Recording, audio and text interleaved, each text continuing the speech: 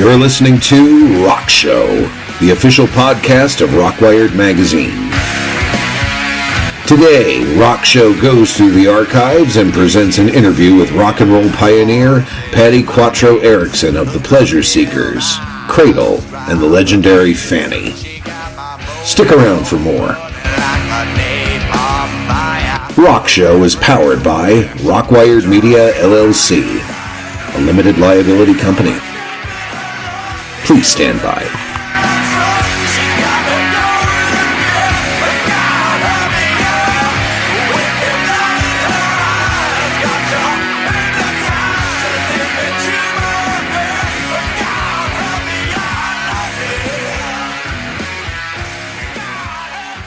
Welcome to a special edition of Rock Show, the official podcast of Rockwired magazine. I'm your host, Brian Lush, and the music is out there. It's Thursday as I'm recording this for your listening pleasure, and I thought, why not make a Throwback Thursday out of this situation and dig into the massive vault of audio interviews that we've conducted over the years. This interview I'll be presenting today was a favorite of mine from June of 2011 with rock guitarist PATTI QUATRO ERiCSON, the sister of glam rock legend SUZI QUATRO. But PATTI is a rock and roll pioneer all on her own. In a time when girls in rock were limited to singing and dancing in the background, PATTI and the QUATRO sisters were kicking out the motherfucking jams, as one does when you grow up in Detroit Rock City.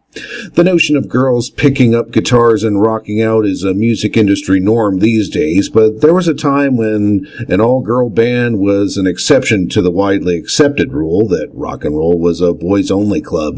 In the early 60s, the QUATRO sisters picked up their guitars, basses, keyboards, and drumsticks and established the band The Pleasure Seekers in their hometown of Detroit. Eventually, the band would forge a heavier sound as the band Cradle, before losing their sister and bassist Suzie QUATRO to a successful recording career overseas. Following the breakup of Cradle, PATTI QUATRO joined that other all-girl rock band, FANNY. Anyway you look at it, PATTI and the QUATRO sisters are most definitely rock and roll pioneers. When I spoke with PATTI QUATRO ERiCSON back in 2011, she had released two collections. One was a retrospective of the Pleasure Seekers titled What a Way to Die, and the other was a live recording by Cradle entitled The History. Just recently, QUATRO ERiCSON was honored with a She Rocks award for her work with the band FANNY. While the interview you are about to hear is 7 years old, it's pretty timely with what's going on nowadays with things like Me Too and the controversy over the Grammys not honoring female performers this year. This was one of my favorite interviews with Rockwired, and here's how it went. Well, it seems like your past has caught up with you with the release of Cradle's live set from years ago, and also the Pleasure Seekers is getting a release of some kind. So, what is it like going through the past darkly or brightly? It was pretty exciting. I mean, all this. It seems like the female musicians are a hot button right now with Joan Jett putting her thing out. And we actually were 10 years before them, so it's funny how we had fans and people writing us, saying, "Yay, you got to tell your story, get your music out. You guys were the pioneers, the ones that started it." I mean, they actually get angry. It makes us laugh. So we just, we found this amazing engineer that heard the tapes that were these are 2-track tapes live. Right. Antiquated, and he heard them and just was real excited, said, "I want to digitalize them, let's get them out." So we worked on them for a while, and it was wonderful to go through them. Just amazing. I hadn't heard them in quite a few years. You bring up an interesting point about, girl groups with a story. Do you think your story is as good as the Runaway story, or anything Very like different. that? Theirs is pretty dark and dingy. I knew them pretty well. We were all in L.A. at the same time. When they were starting, I was already in FANNY by then, and they were starting up their group, so I was living in L.A., and, we all ran into each other all the time, and, of course, that was when Joan was just idolizing Suzie at the very beginning when they were starting. So it was a very small community because there weren't that many female musicians. It was a hard journey for females to get accepted into the male-dominated music scene. At least it was horribly hard when we started in '64. I mean, they just, they wanted us to be lovely little wow crowds with tinkling arrangements of happy little tunes and lavish costumes in Vegas. Picture Donna Reed the musical. That's what they wanted, And, we're 5 kick-ass girls from Detroit Rock City, so it wasn't happening. Right, and tell me how that sort of started with you girls. I mean, the rock and roll, picking up an instrument. No one did that back then. Well, we grew up in a family. First of all, we had the Detroit Rock City energy, and that was like this urban thing. I have to credit Detroit completely for the way in which we played, because there's been a lot of little girl groups, girl musicians way back. We were the earliest that were playing very heavy, like the Detroit music.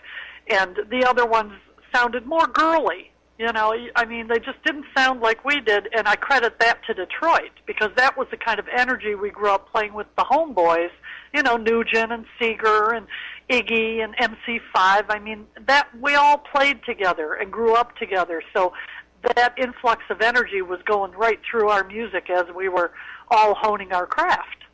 It's just this Detroit energy. I can't explain it. And my dad was a band leader, so he had instruments in the house. You asked me how we started. We had a bass laying around. I was into folk groups when I started. They were sort of popular, and the rock was just coming in with the Beatles and everything. And I saw a concert, and I just had I guess you'd call it a moment. I just decided, this is what I want to do. I had already been rehearsing with 2 of my friends, a drummer and a keyboard player. So, a couple months of that with no real direction, we decided to formalize it. And I told Suzie, here, you're going to play this bass. Do we have one at home here? This is what you're going to play. She was mad because she wanted to play the drums.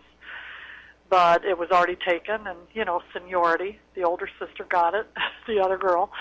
And so Suzie, from that point on, she learned the bass. It was as big as she was. And she had been playing bongos in my dad's band for a quarter. And I played guitar, and we were just off and running. And right away, we had a record company contact us, heard about us, and he came to our basement. His name was John Reese. He worked for Golden World, and it was one of the Motown labels then. And I remember him coming down the basement. We barely knew a few songs. I mean, it was ridiculous. And he recorded us right away.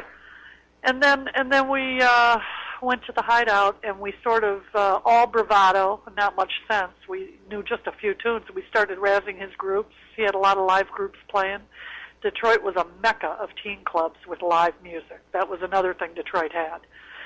And we dared him to put us up there. We told him we can do better than the bands you have up there. So he said, okay, you got it. 3 songs in 2 weeks. You got a slot.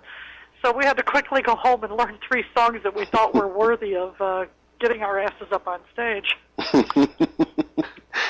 And describe the reaction once you got on stage. Oh, it was hilarious. I mean, picture horny teens in a sweatbox. This is where they went to dance and have fun on Friday night. And the boys were all, of course, rushing the stage. The girls were trying to pull them away. The girls were laughing at us, making fun. Oh, yeah, this will be good. I mean, it was just a whole scene. And there we are in our white Levi's and striped T-shirts. And we were sort of influenced by the English, what was going on there. Our drummer was into the Stones and everything. So we did Louie Louie and Long Tall Texan, I think, and Latin Loop-de-Loop. And by the end of the sight, the mouths were hanging open because we managed to learn those 3 songs real good, and we pulled it off. So, at the end, the ridicule turned to a lot of cheering, and, and from that point, we were off and running, and the club owner wanted to just take us under his wing right away. I mean, he was real turned on to the idea.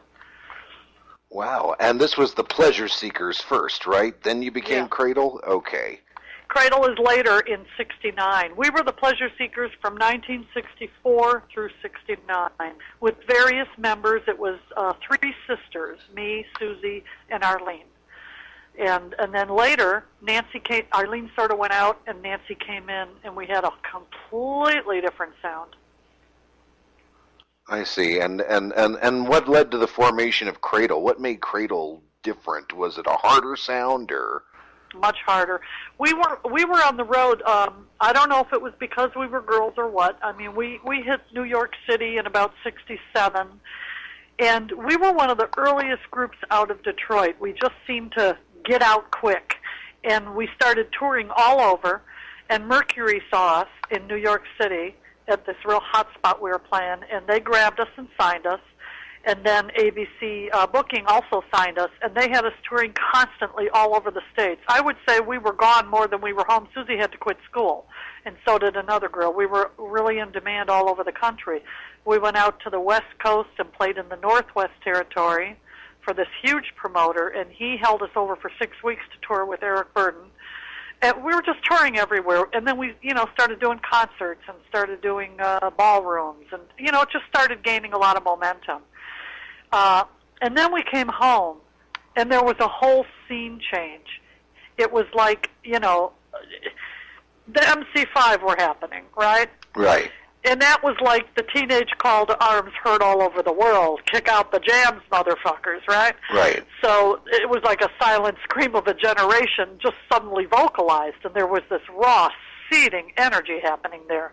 We came home like, oh my God, catch-up time, because we'd been, going down the storm in other cities and came home and it was a whole new kind of music, the heavy stuff. Right. Cream and all that stuff. And we were already dickering with it on the road, but not full force. So we came home. Arlene was going to get married again. She went through 6 marriages. quite a personality. She was our sex symbol in the group. Beautiful blonde. Oh, Sherilyn's mom? Yes. Oh, okay. Yes. Arlene was she was terrific on keyboards and stuff. Anyway, she left. She left finally, and because Nancy just wailed. They called her the female Robert Plant, and she would get up there and just wail. So we decided to do like a dual front, having Suzie and her sort of share singing duties. We went to a 3-piece group. Suzie got heavily into her bass. I got heavily into my guitar.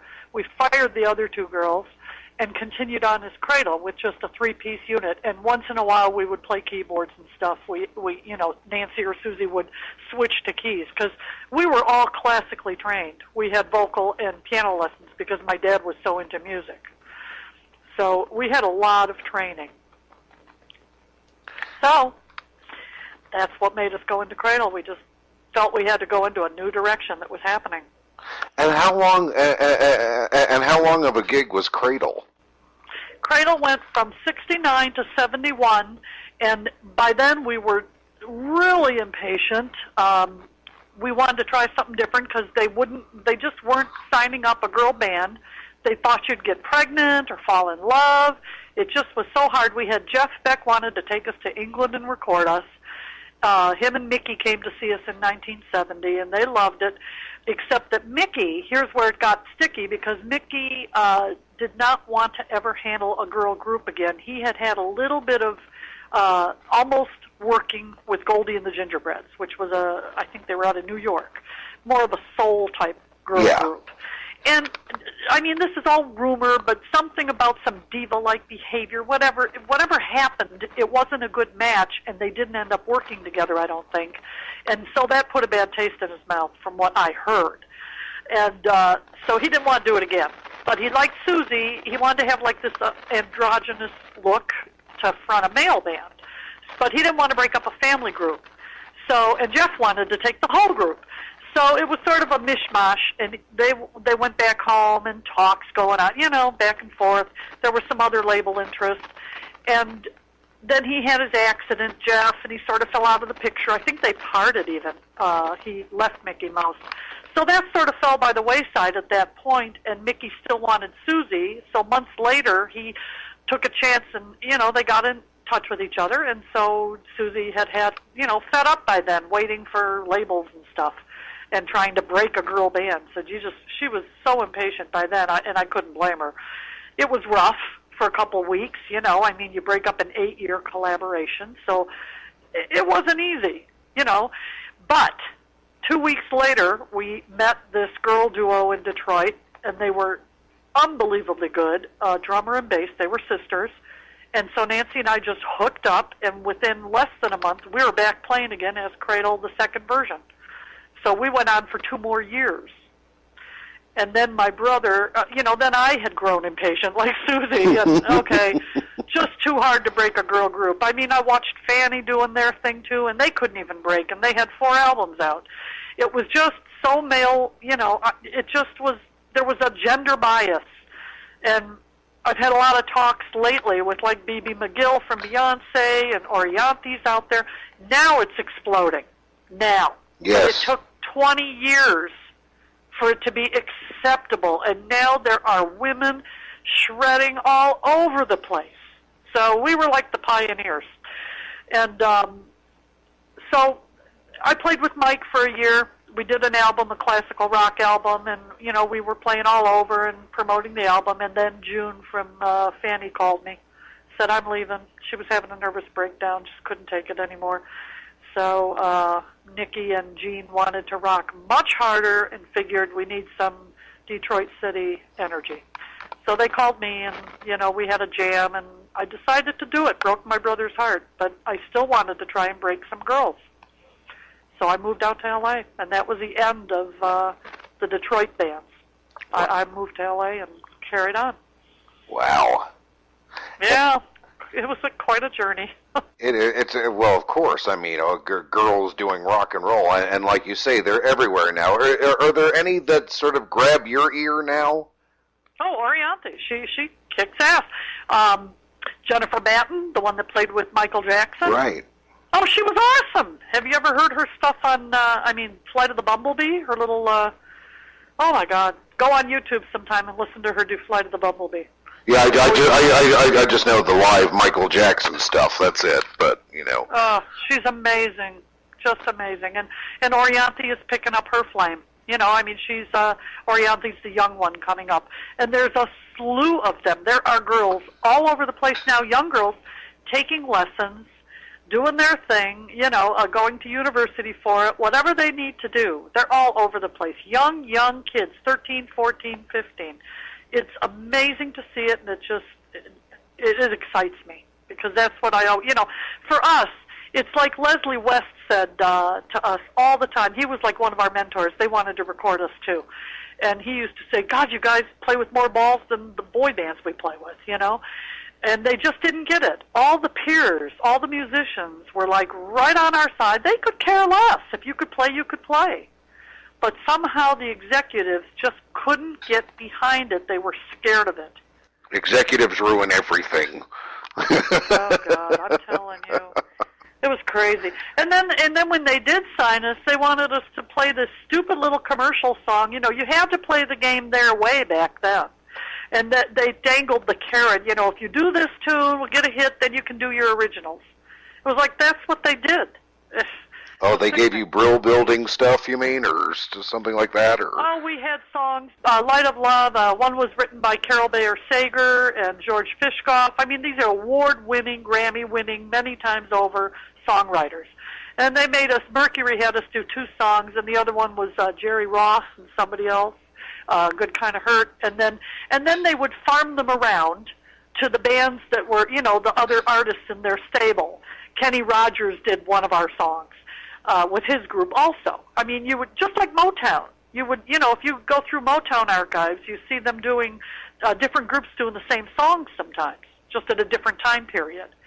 That happened a lot back then. They would just pass the songs around, keep the songwriting in-house, keep the money in-house, it was the way they did it. But your sister Suzie had a measure of success, in the UK. Oh. Do you guys think that could have happened to you as well, or no, or what do you think? Yeah, I do think it could have. If Mickey had been more brave, I think he could have taken us over there and made a huge hit. Because Goldie had been there earlier, like in '65, and they did well. And we were even heavier than them. We really played our asses off. They had more of a I want to say girly sound, like a soul sound, and we had gone into much, we could jam with the best of them, all that. We could really play. So, yeah, I think we could have hit big there. Leslie used to say that all the time. He said, Mickey was chicken shit. He took the easy way out. Put one girl with a bunch of boys. So, you know, I mean, but it was a success. How can you argue? You know, she followed her destiny and has huge success. So, you know, good for her. I mean, we're so proud of her. But, yeah, I think it could have been another way, too. It just wasn't destined to happen that way. Everybody says we were ahead of our time, and that's just the way it panned out. Because then, like 10 years later, here come Joan Jett. They got a little further. You know, they went to Japan and had a big hits and stuff. That's where they had their success. And actually, Fanny, in '74, we had 2 hits charted in Billboard. The Fanny before me, they had done 4 albums, and they couldn't get, you know, a hit after the first one. They got on the charts, but it wasn't, you know, after that they couldn't get another one.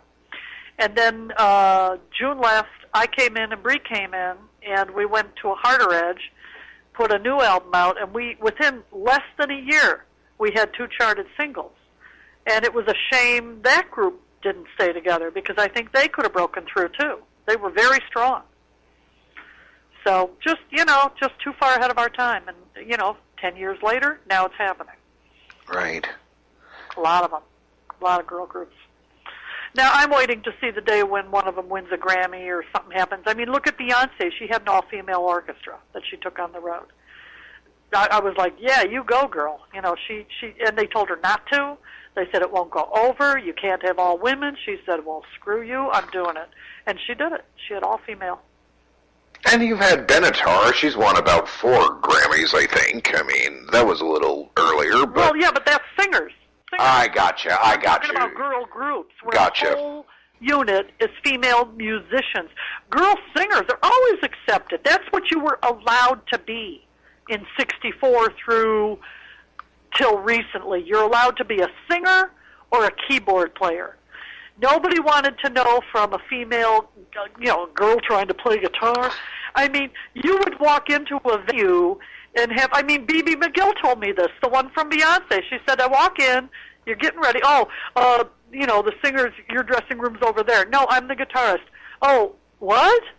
You know, I mean, they can't wrap their heads around it. It's like, what, don't I have 10 fingers that I can play? You know, I mean, what is the big frickin' deal? It's so funny how that goes, but there has been a horrible gender bias. And drummers got it worse. Our drummers, oh my God. Wow. And our drummer was so kick-ass. She was the first girl drummer sponsored by Slingerland Drums, and that was the drum set to work on in '64. And she got it. She played a double bass set, did a 15-minute solo that had jaws hanging. She was awesome.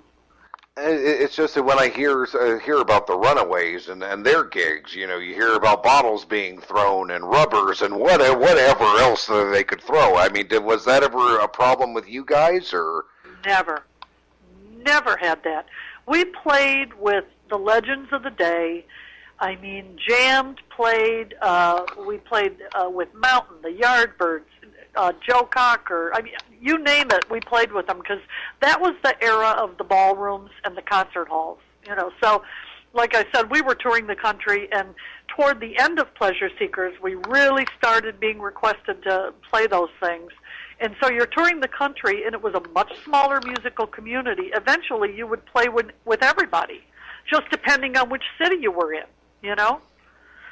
So, I mean, you know, just great times, great parties. I mean, oh, the stories.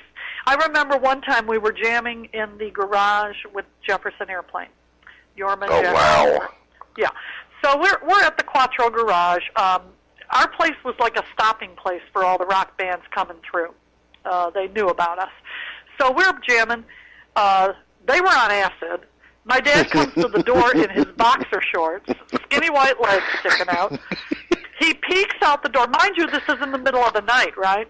He peeks out the door, and he looks, and they stop mid-strum, you know, oh, my God, what? They're everybody, like, you know, pregnant pause, and my dad says, oh, do you boys know B-flat blues? And he proceeds to walk out and join the jam. Wow. And they thought he was real cool. We were mortified. But that was our house. I mean, my dad was a musician. It was pretty funny. I mean, you know, my brother was a promoter in Detroit. So he was the first one to bring heavy-duty rock concerts to Michigan. He was the first one to book Hendrix, the Stones, all of them. I mean, he brought them in first. So there's my dad driving the limo for my brother with Hendrix in the back street, and he lights up. My dad's like contact high by the time he gets home. You know, Hendrix and all his regalia. I mean, you know, the stories are endless. Just, it was a magical, you know what it was about our era? It was a Renaissance era. That's what I call it. Because you had Motown. We grew up with Motown colliding with the English Invasion, colliding with the acid rock thing. It was like all that going on. And when you would go to a concert in that time period, it isn't like now where everything is niched. You know, there's like, 20 million genre? I mean, yes, there are. Yes. Everything's so compartmentalized now, yeah. Oh, my God, give me a break. Back then, it was so open and so flowing. I mean, everybody was stoned on their ass, but you could go to a concert and you could hear a million different types of groups, and everybody was open to it. That's what was so cool about it. So you'd get this wide range of music. And I miss that because it was magic. To me, that was the Renaissance part of it. The creativity was unbelievable. So with all these doors being knocked down, and you ladies, you know, being a large part of those doors getting knocked down, is there any? Are there any ideas about picking up the guitars once again and heading out there, or no, or? Well, we've been asked many times. Because of the Cradle CD coming out, we've had a lot of promoters asking if we're going to tour from Russia, from Australia, just all over different parts of the States. Or they'll ask us to do a guest spot or be on a Rock Awards, you know, get back together and play a Rock Awards. And we're trying to put that together. We were going to do one in Detroit this year. We're sort of waiting for Suzie to be inducted because that would be the time to do it, you know, and put back the Pleasure Seekers and do a couple songs. We've already, you know, talked with her and the sisters, and we would do that. It's just the timing has to be right and the right kind of thing. And, yeah, we would do it. Most of the girls are still playing. You know, they still keep their hand in it. So they may not be touring or anything, but they still can play. So it isn't all that hard. You don't lose it, really, you know, when you're as musical as that and you've done it that many years. It would be fun. It would be really fun. Maybe we'll have a last dance, do it. We'll just have to see what happens.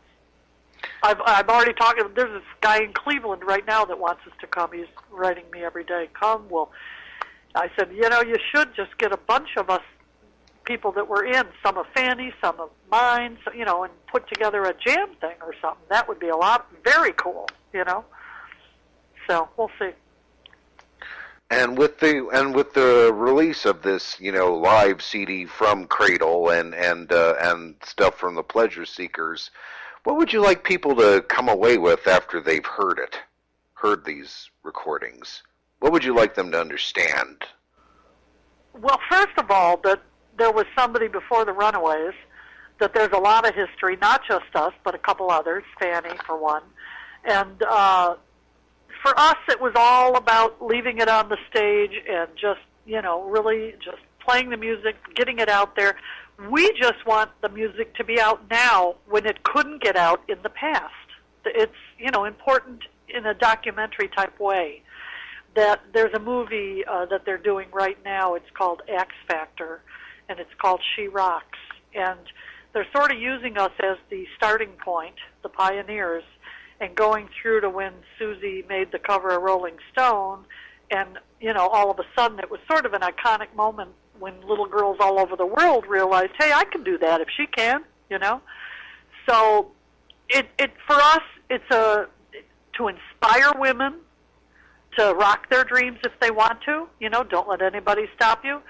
It's important for us to document the history because this is the first time this stuff has been out, and it's doing really well. It's the editor's pick at our CD Baby for 3 weeks now in a whole bunch of genre, and it's selling every day. So, you know, word of mouth, people know the name, they know the history, and it's lovely to have the stuff finally be out there and have people be able to hear it and where it really started.